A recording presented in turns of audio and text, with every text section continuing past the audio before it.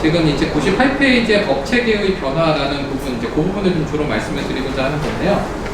뭐냐면, 지금 이제 코로나 사태 이후에 이제 법의 관점에서 보면 어떤 변화들이 가능할까 이런 부분들을 좀 생각을 해봤습니다. 그런데 지금 이제 헌법적인 측면에서 봤을 때는 기본권의 충돌을 보는 시각이 이제 앞으로 많이 달라질 것 같다라는 생각을 저는 좀 하고 있습니다.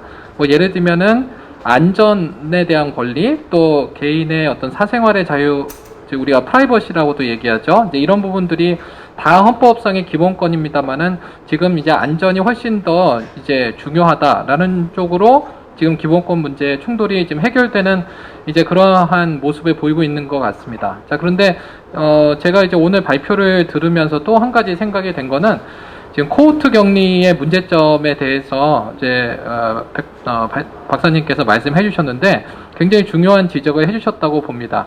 근데 이제 그런 부분들도 어떻게 보면은 이제 기본권 충돌의 관점에서 볼 수 있는 부분들이 있을 거라고 생각이 돼요.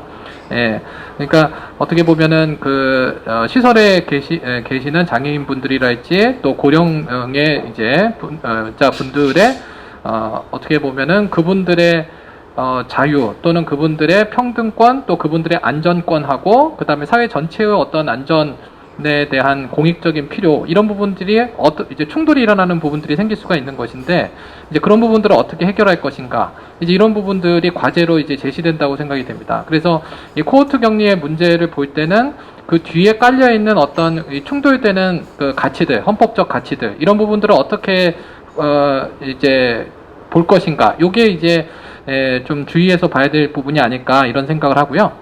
그 다음에 또 헌법적으로 봐야 될 부분은 국가의 기본권 보호 의무라고 생각이 됩니다. 예. 지금 이제 그 국가가 어디까지 국민의 안전을 보호를 해줘야 하는가에 이제 문제가 될 것 같은데요.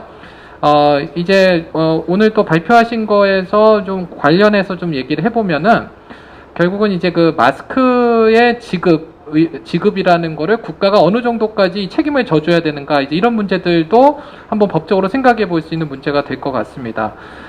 지금 이제 공적인 마스크를 이제 확보를 해서 이제 계속 그것을 통해서 문제를 해결하려고 이제 노력을 국가에서도 지금 많이 했던 것을 이제 볼 수는 있는데 그런데 이제 취약계층으로 가면은 사실은 이제 공적인 마스크도 자기가 자발적으로 입수를 하는 거가 쉽지 않은 부분들이 많고 그렇기 때문에 결국 그런 이제 취약계층에 계시는 분들은 오히려 이제 마스크를 지급을 해줘야 되는 의무까지도 국가에게 있다라고 또 해석할 수 있는 부분이 있는 것 같아요. 자, 그러면 국가가 어느 정도까지 이제 이러한 국민의 안전보호를 위한 의무를 부여받는 것이 맞는가 그리고 이제 그런 의무를 제대로 하지 않았을 때 국가의 법적 책임을 어느 정도까지 인정을 할 수 있을 건가 이제 이런 부분들이 이제 헌법상의 국민의 기본권 보호 의무와 관련해서 새로운 이슈들이 계속 이제 등장하는 상황이 될 것이라고 생각이 됩니다. 그 다음에 지금 법령적인 차원에서 이제 지금 이제 헌법적인 얘기를 드렸고요. 이 헌법적인 얘기가 다 물론 이제 법령 차원하고도 다 연결이 됩니다만 법령 차원만 놓고 보더라도 지금 이제 결국은 이제 비대면이 앞으로 강조되는 상황에서 어떻게 이제 이런 비대면이 강조되는 상황에서의 사회복지 전달 체계를 다시 재구성할 건가 이런 문제들이 이제 사회복지법 영역에서도 굉장히 중요한 과제가 될 것이다 이렇게 생각이 되는데요. 특히 이제 이 비대면으로 이제 사회복지 전달 체계를 다시 재구성을 한다고 했을 때 특히 이 취약계층에 대한 비대면의 그 사회복지 전달 체계가 어떻게 가야 될 건가 이런 부분들이 굉장히 이슈가 될 거라고 생각이 됩니다. 오늘 세 번째 발표에서도 사실은 어느 정도 이제 그런 부분에 대한 이제 고민들 또 그런 걸 어떻게 지금 해결하려고 노력하고 계시는지 이런 얘기를 해주신 것 같은데요.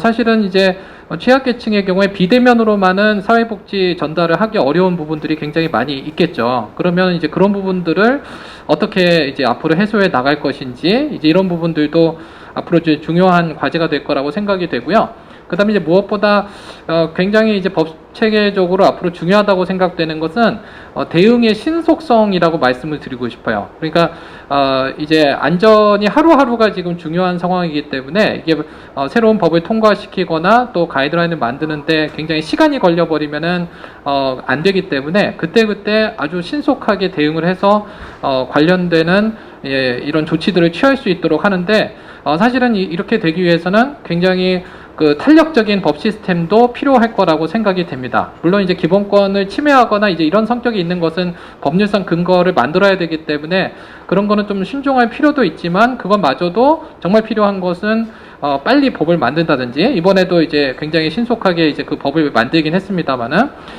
이제 그러한 앞으로의 어떤 법 시스템이라는 것도 이러한 위기 상황에서는 굉장히 신속하게 그 법이 만들어질 필요성이 있고 물론 그게 너무 지나치게 신속성만 강조하다 보면은 민주적 절차의 중요성이나 이런 게 또 저희들 우려는 있을 것 같긴 합니다만은 이제 그런 부분들 앞으로 중요할 거다라고 생각이 됩니다.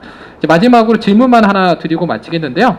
사실은 이제 오늘 장애인 부분에 초점을 맞추셔서 백 박사님께서 발표를 해주셔서 저도 굉장히 공부가 많이 됐고 되게 감사드립니다. 근데 이제 취약계층이라고 했을 때 굉장히 다양한 취약계층이 있을 것 같아요. 오늘 이제 장애인에 초점 맞추셨지만 이제 노령자들도 있으실 것 같고 아동도 있고 뭐 다양한 이제 또 뭐 외국인 근로자도 생각해 볼 수도 있을 것 같기도 해요. 다양한 취약계층이 있을 텐데 결국은 지금 이 취약계층의 범위를 어떻게 설정하고 또 그 취약계층 안에서의 우선순위는 또 어떻게 부여하는 게 맞는지 이런 게 사실은 앞으로 고민돼야 되는 부분들이 생길 것이라고 생각이 되는데요. 이제 오늘 물론 이제 장애인에게 초점 맞춰서 말씀하셨지만 이 취약계층의 개념을 어떻게 설정하고 이제 이러한 안전과 관련해 가지고 이제 그 우선순위나 또 이런 부분들을 어떻게 설정하는 게 바람직하다고 생각하시는지 그 부분 하나만 질문 드리고 제 토론을 마치도록 하겠습니다. 감사합니다.